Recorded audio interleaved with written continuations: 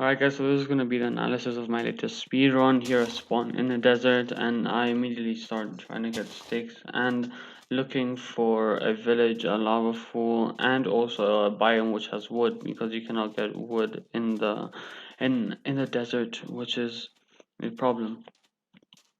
Here, after finding a village, I find this gravel patch in the river while going towards the village, so I do decide to break it. And here I'm just thinking of ways I could get wood, because yeah, you can't get wood and I wouldn't be able to craft the tools or even kill the iron golem without any tools.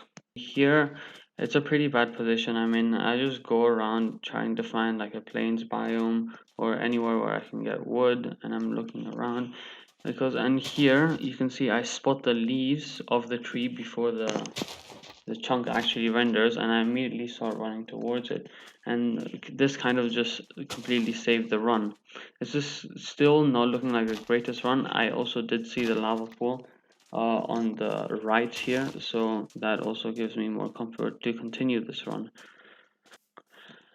Now here I finished mining some wood, and I spotted this cave earlier, and I decided to go towards it to find some iron because the village is pretty far, and I didn't think it was worth finding. And here the light levels are actually a bit lower with OBS, and in the other side there was a big cave which I didn't want to go in, and here I found some iron. Apologies for the bad lighting. Okay, so after finishing making the portal, I decided to make the portal while the iron was smelting to save as much time. And now here I actually mined a bit too much iron. I wanted to get an iron pickaxe, but yeah, I actually got lucky and I was able to also create an iron axe. Yeah, here I dropped my stone tools because I didn't really want extra inventory space. And yeah, this is where the luckiest parts come.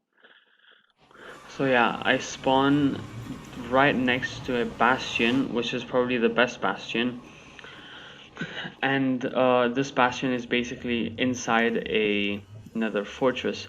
And now I watched a few tutorials and I found this one really good, like 10-minute tutorial on how to loot all 4 different bastions, and that really helped me because yeah, as you guys may know, this bastion has another building, and that other building has a lot of gold in the bottom, more gold than any other building. But it's very difficult to get to, and it's very difficult to get out, and it's very time consuming. It has magma spawners, which is, yeah, it's overall a lot harder. So I decided to go in this other building, which I recognize from my tutorial, which I'll probably link down in the description. And now I get in this room with the 2 chests. If you guys do this technique, the piglins actually don't censor or detect you opening the chest, which means they don't start aggroing you. And now that I got the gold helmet, I felt a lot more safe for, yeah, obvious reasons. I'm making here I'm just making sure that it's the correct building that I studied. And yeah, I'm also grabbing all the obsidian because, yeah, now that I got 11 obsidian, I can nether travel. Because if you guys don't know, in the nether, 1 block in the nether is 8 blocks in the overworld. And yeah, so if you travel like that, you can get a lot closer to the stronghold. And now here I just start gathering the gold, which I remember from the tutorial. I think this is the best way because you can also trade the gold while you're getting it. Yeah, now here I had already given half my gold before going to get more gold, so yeah, that gave me a big time advantage. And as you can see, there are so many piglins, so I'm able to trade all my gold really fast. I traded about 60 gold, so yeah, I expect to get around 3 pearl trades. I got 4 pearl trades here, which was, yeah, which was very lucky because 1 pearl trade has a 1 out of 20 chance. So every 20 gold you should get 1 pearl trade, and I got 4. So yeah, that was pretty lucky, and I also managed to get a lot of fire resistant potions, which really helped me later on. Now I just use these pearls to travel. Here, this is a very interesting moment. I paused the game because I had no idea what to do. Then I remembered that I had the fire resistance potions, so yeah, I just decided to fall in the lava and then try to get back up. I was thinking about purling up, but then I realized that it was too far up and I would have probably missed it and hit either the side of the hill or just not even hit the hill at all. So now I managed to purl up. I spawn in this tree.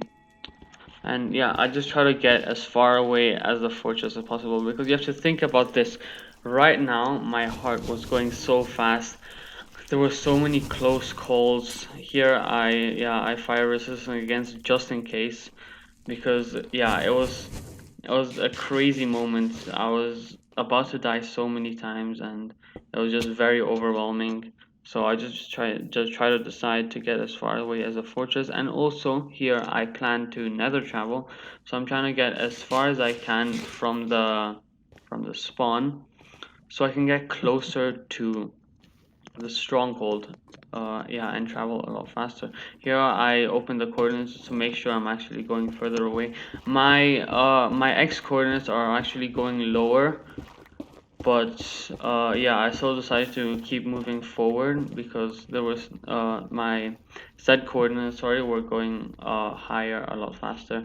Now here I decided this is a good place to make my nether portal with no mobs around. That's what I was mostly afraid of, mobs, lava, and stuff like that. So yeah, I actually don't see the flint in my inventory because I don't know why, so I decided to use the fireball, and then I realized that I actually had a flint. So yeah, now I start my triangulation. Yeah, so basically here I got out the boat and there were two creepers and two skeletons hitting me. And yeah, this was pretty close. I was very scared to die here. And yeah, I used a few pearls to get I think two pearls to get over here. And yeah, I just to get as far as I can in the fastest way possible. I decide to go on top of these trees also because mobs don't spawn on leaves, so I wouldn't have to worry about that. Yeah, it is nighttime, so a lot of mobs will be spawning.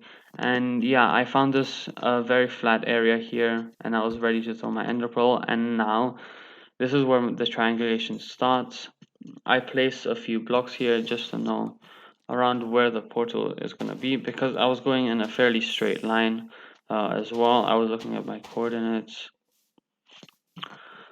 Yeah, so I place a few blocks here. I go further. I could have gone further forward, but yeah, I got pretty lucky.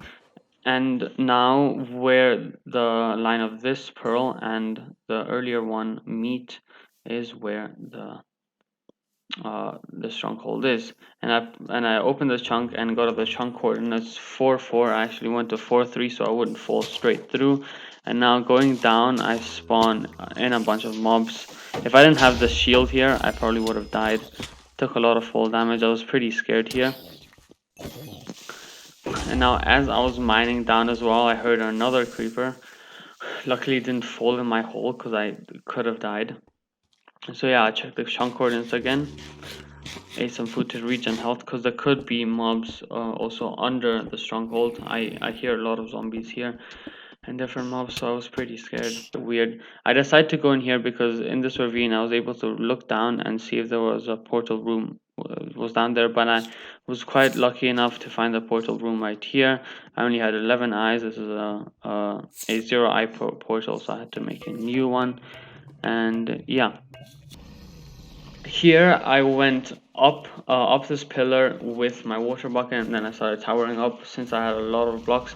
And if you guys didn't know, the further you are from the center, the less the dragon is likely to attack you, which means it's more likely to perch. So since I had extra ender pearls, I got ready to yeah, to ender pearl down and one cycle the ender dragon. Yeah, I'm just waiting for it to purge. I was debating if I should go further up because I do have a bit of lag, so I have to keep my render chunks lower. So I do decide to only place these 7 blocks. Now, as it's going further from me, I already know it's about to purge. And as you can see right here, when it bobs its head like this, that's when you know it's perching. That's why I threw the ender pearl right there. I used the obsidian, so I know for sure it's not going to blow up. And I did start this this one cycle a bit early, and this is where it gets really scuffed. You can see it gets really laggy, and I miss my bed. So yeah, now that was just crazy. Let me pause it for a second and explain to you what happened there. So I misplaced my bed. I tried to jump again to place it early enough and explode it as fast as I can. But since I started the one cycle a bit late, one turn too late, the dragon managed to hit me, and I also managed to explode the bed to do some more damage while it was hitting me, and I took some fall damage to get to half a heart. When you explode a bed, it does. Oh, that's loud. When you explode a bed, it does half a heart of damage. So here I knew I had to eat before trying to use another bed on him, or else I would just die. Now here I didn't know if I should use the axe because I was too scared. I was quite scared that it would run away, and then I accidentally put the axe back into my inventory. And luckily, with that final bed, I managed to kill the dragon. Thank you guys so much for watching. Please subscribe if you enjoyed this video, and see you next time.